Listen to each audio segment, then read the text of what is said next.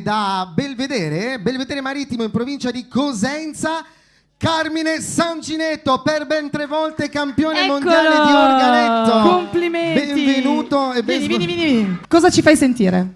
Una polka dance. Per voi, Carmine. Possiamo calzarci. Bene, Carmine, per te.